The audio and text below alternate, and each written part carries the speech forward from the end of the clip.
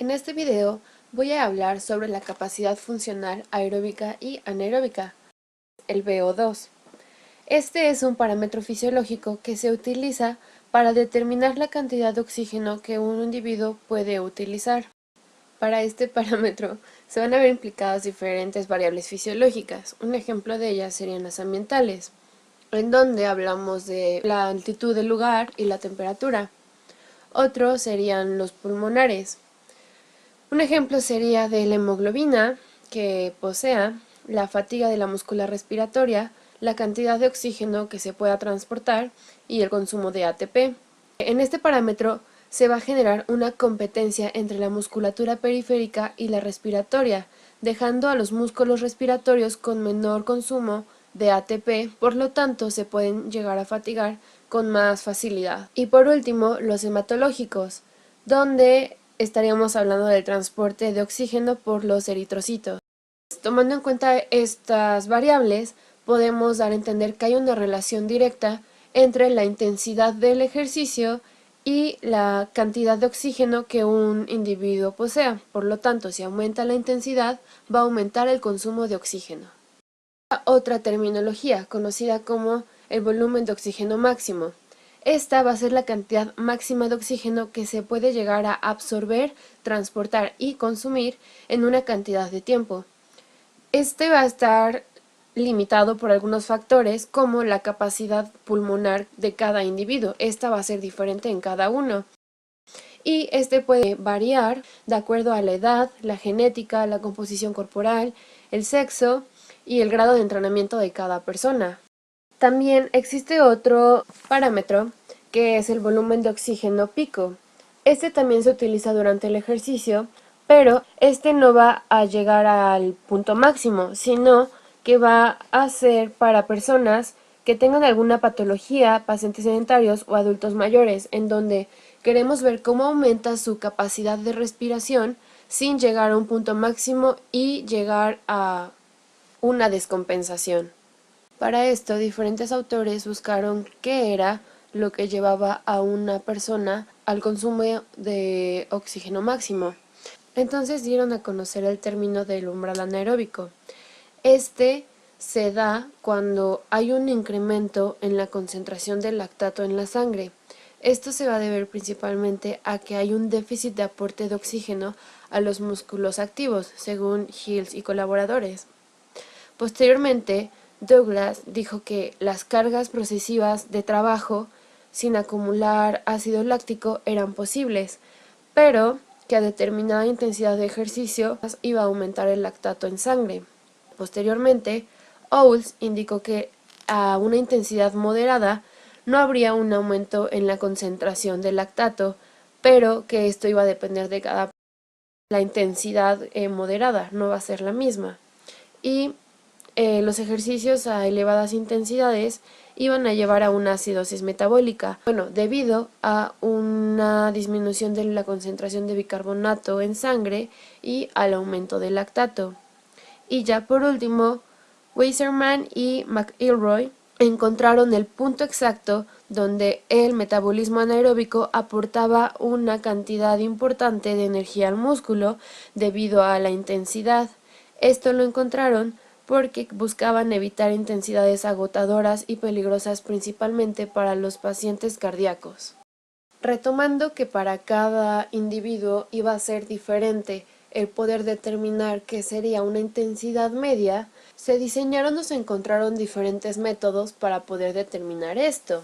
Asimismo, se implementó una escala que pudiera ser práctica para los pacientes, tanto entenderla para que fueran avisando de cómo sentían o percibían la intensidad del trabajo que realizaban.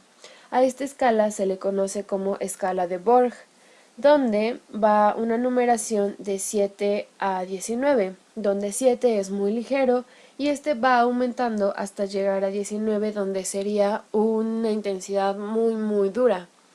Esta escala no se recomienda en niños debido a que su capacidad y resistencia también es más elevada a comparación de adolescentes o de adultos mayores. Los métodos empleados se dividen en directos e indirectos, donde los directos se realizan a través de pruebas de esfuerzo, donde se utilizan ergoespirometrías, ya que estas van a lanzar resultados que van a ser específicos, por lo tanto son objetivas, mientras que las indirectas son test de campos. Estas van a tener cierto margen de error, pero también son útiles y son, a comparación de las directas, más económicas. Uno de los test utilizados en los métodos indirectos es el test de Cooper, en donde el paciente va a recorrer la mayor distancia posible durante 12 minutos. Este test se utiliza únicamente en gente entrenada y o deportista.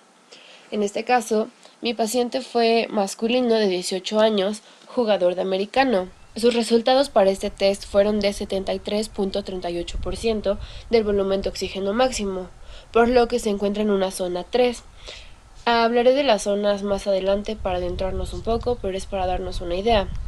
Como podemos ver, la velocidad del paciente en esta prueba es constante, por lo que podemos decir que no llega a un pico de intensidad máxima. Otro test utilizado es el test del escalón de 3 minutos, donde se sube y se baja un escalón de 40 centímetros de altura. Es necesario que tomemos la frecuencia cardíaca de nuestro paciente antes de realizar la prueba y en los siguientes 5 a 20 segundos de que termine la prueba. Va a haber una diferencia en esta prueba entre hombres y mujeres, tanto en la fórmula para calcular el volumen de oxígeno máximo y el ritmo al que se realizarán los pasos en el escalón en un minuto.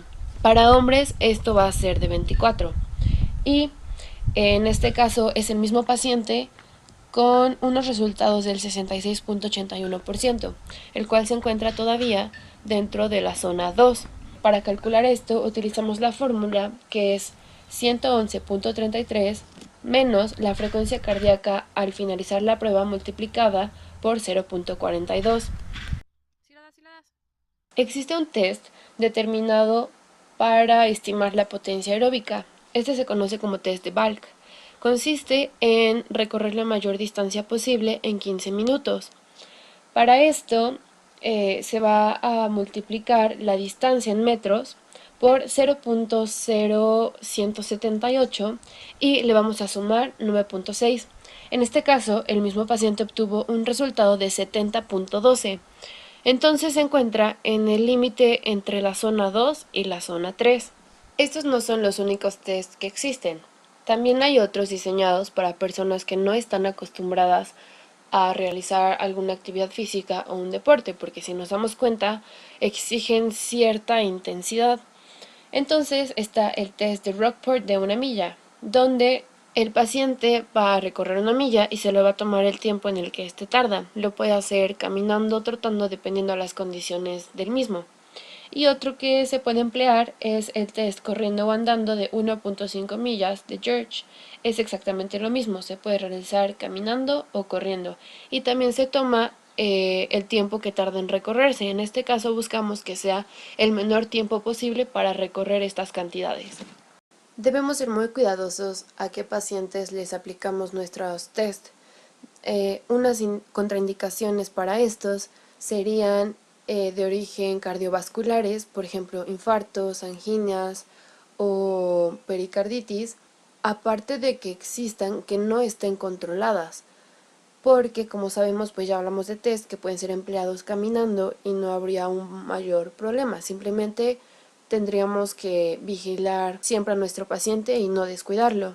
Retomando que en el umbral anaeróbico es en donde se aumenta el lactato en sangre, se disminuye el bicarbonato en la sangre y requiere una intensidad alta que puede ser agotadora, se puede entrenar al sujeto para tener cierta resistencia y aumentar el tiempo de un entrenamiento aeróbico previo al umbral ventilatorio o umbral anaeróbico. Este entrenamiento se va a enfocar en aumentar la capacidad de soportar cargas intensas de trabajo en entrenamientos, así como mejorar la capacidad de recuperación entre esfuerzos, como la estabilización de la técnica deportiva.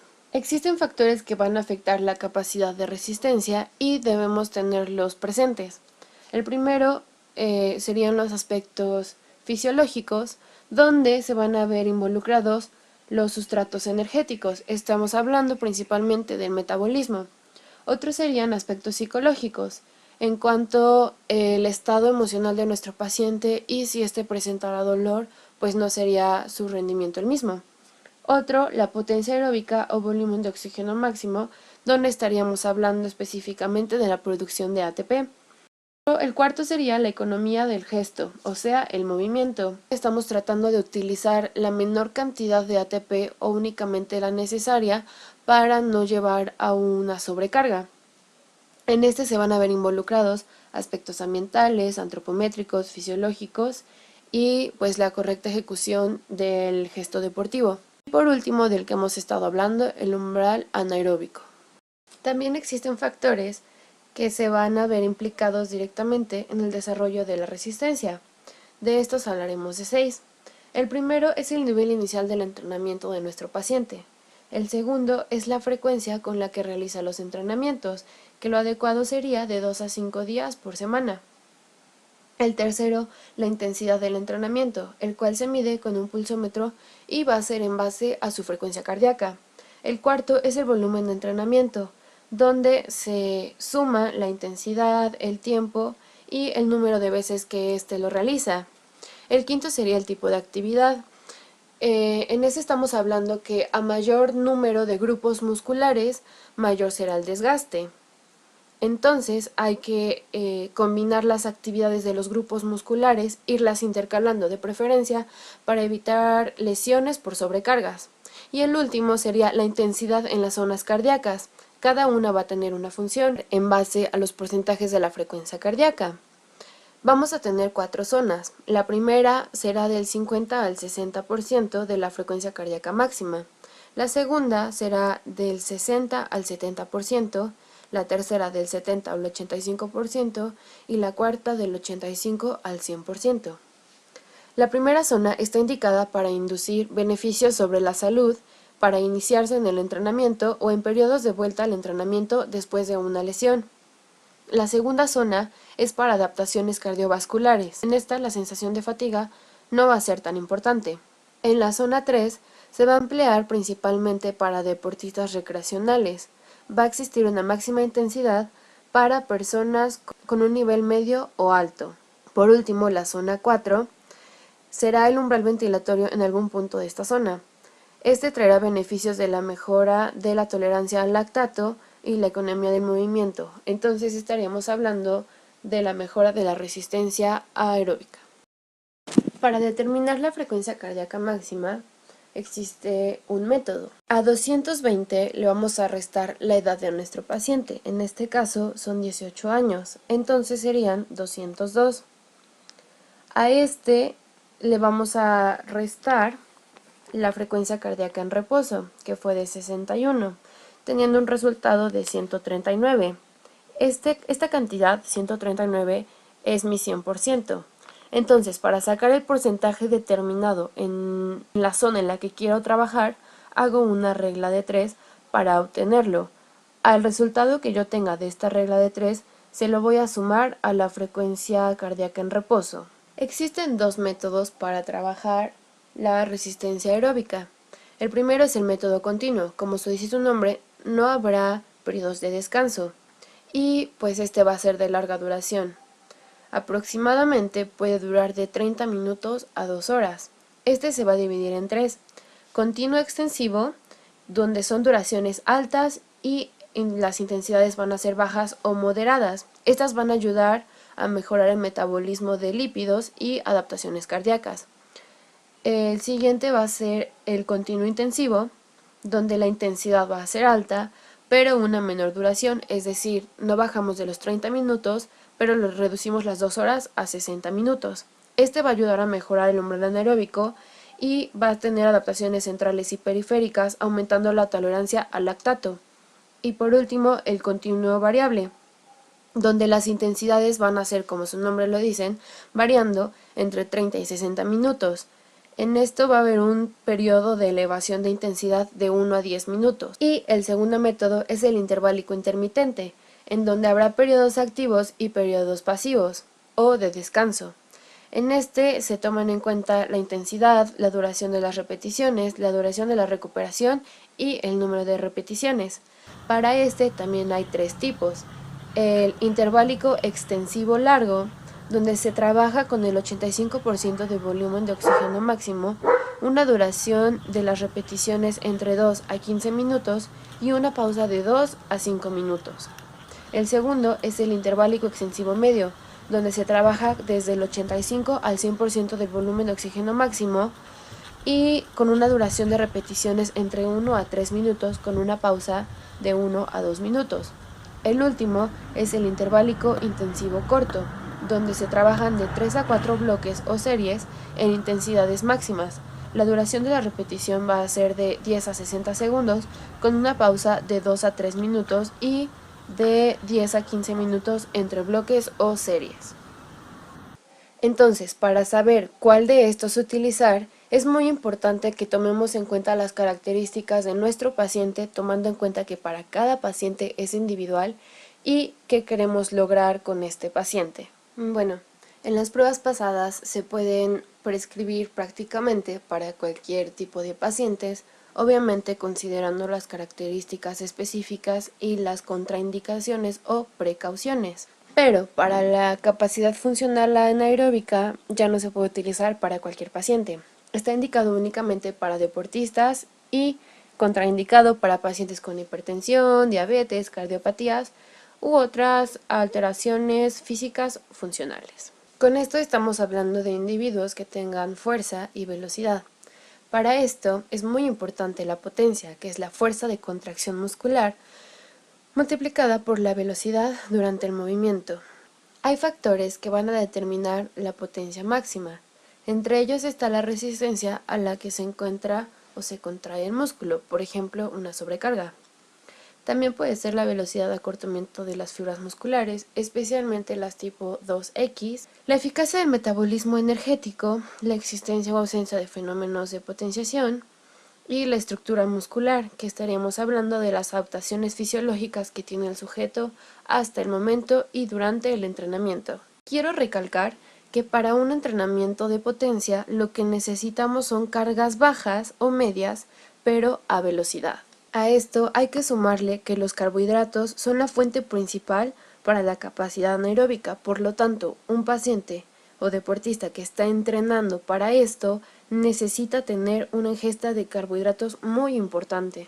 Las adaptaciones que puede tener una persona que está entrenando un sistema anaeróbico puede ser de la capacidad tampón. Esta habla de la mejora de la hidrogenasa que va a actuar con hidrogeniones y así no va a disminuir tanto el pH de la sangre.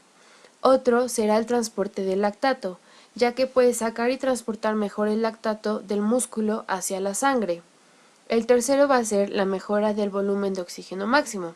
Este se ve por un aumento del flujo sanguíneo muscular, aumento de la capacidad oxidativa muscular y aumento del gasto cardíaco. Entre ellos estará el aumento del diámetro del ventrículo izquierdo. Y las fibras musculares. Va a existir una hipertrofia principalmente en las fibras tipo 2, tanto en las 2A y en las 2X. Se puede desarrollar mucho más fuerza en menor tiempo y puede aumentar el número de sarcómeras en paralelo, tanto de actina y de miosina, así como la liberación de calcio puede ser más rápida y los tendones se van a hacer más anchos, aumentando su capacidad elástica. Creo que la mayoría de nosotros hemos escuchado que alguien hace referencia a que está embarado o que tiene agujetas. Bueno, este término correctamente se conoce como dolor muscular tardío. Este va aunado a la fatiga. La fatiga neuromuscular es la reducción de la capacidad de generar la tensión máxima, va a ser independientemente del tipo de trabajo que se efectúe. Va a tener ciertas características que son la disminución de la capacidad de esfuerzo o de rendimiento en cuanto al trabajo, la disminución de la capacidad de generar fuerza muscular máxima y la instauración de la fatiga progresiva. En esta se van a ver implicados factores tanto neurofisiológicos como neuropsicológicos. Dentro de los neurofisiológicos estamos hablando de las características del ejercicio como la intensidad, la masa muscular activa y el tipo de contracción.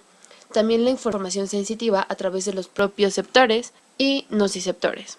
factores metabólicos, la temperatura, el equilibrio ácido-base y los gases sanguíneos.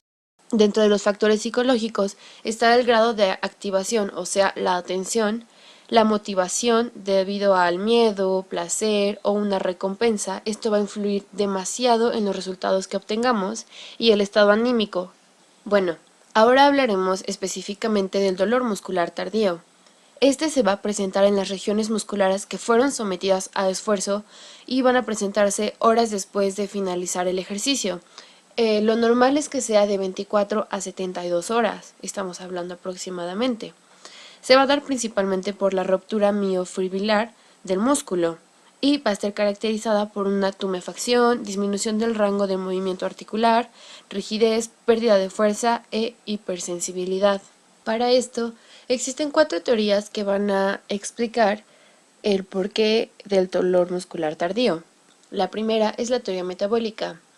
Esta dice que cuanto mayor es la intensidad de contracciones musculares producidas durante el ejercicio, mayor será la posibilidad de producir el dolor muscular tardío.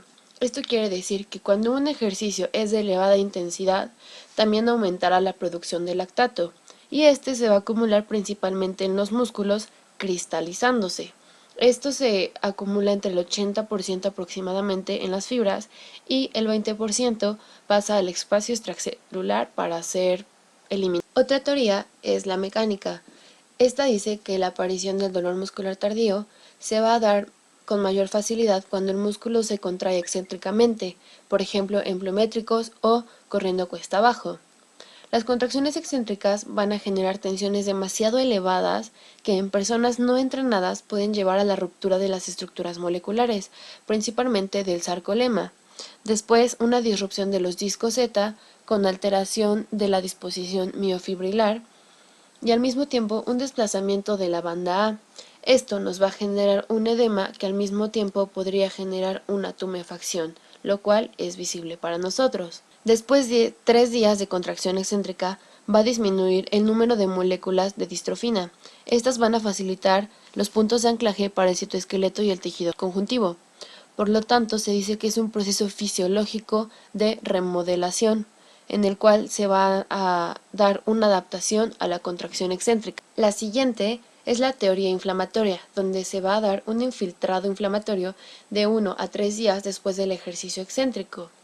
Como habíamos mencionado, existen microrrupturas dentro del músculo, por lo tanto, llevará a cabo la migración de células inflamatorias al lugar de la lesión para ayudar a reparar el tejido. Esta teoría también nos habla específicamente del dolor, ya que hay una activación de los nociceptores debido a una activación de enzimas lisosomales de fagocitos y las plaquetas, junto con una liberación de radicales libres. Por lo tanto, se dice que hay un empeoramiento de la lesión. Y por último, la teoría neurogénica, donde habrá una atenuación del dolor muscular cuando se produce un bloqueo selectivo de las fibras nerviosas mielínicas de gran diámetro. Esto va a llevar a cabo una alteración en la interpretación de sensaciones en el sistema nervioso central, por lo tanto se toman como estímulos mecánicos no dolorosos y, como hay una alteración, ya se perciben como dolorosos. Si pusiéramos en conjunto estas teorías, hablaríamos que el dolor muscular tardío se da debido a una contracción repetitiva de un músculo, principalmente excéntrica, que nos va a llevar a una lesión ultraestructural. Por lo tanto, habrá una liberación de sustancias que atraen a las células inflamatorias y para poder iniciar el proceso de reparación. Por lo tanto, habrá una sensibilización de los nociceptores y tendremos a un paciente o a un deportista con hiperalgesia. También el dolor muscular tardío se puede prevenir. Esto sucede cuando nosotros adecuamos las cargas del entrenamiento para nuestro deportista o paciente. También cuando evitamos cambios bruscos del volumen, la intensidad o el tipo de ejercicio. Debemos tener en cuenta que esto debe ser progresivo. Otro parámetro pudiera ser el ejercicio concéntrico inmediatamente antes del ejercicio excéntrico, ya que va a mitigar la magnitud de la lesión como la pérdida de fuerza.